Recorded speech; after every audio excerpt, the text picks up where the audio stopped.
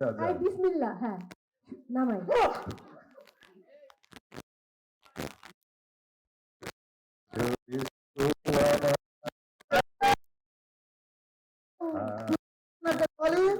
আমার মনে হয়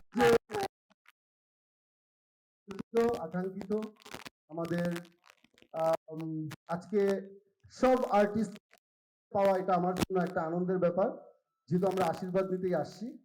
কাজেই পূজাচেরিকে দম টিমে আমার কাছে মনে হয় যে আমরা 2 বছর আগে আমরা চঞ্চল ভাইকে ইন্ট্রোডিউস করেছিলাম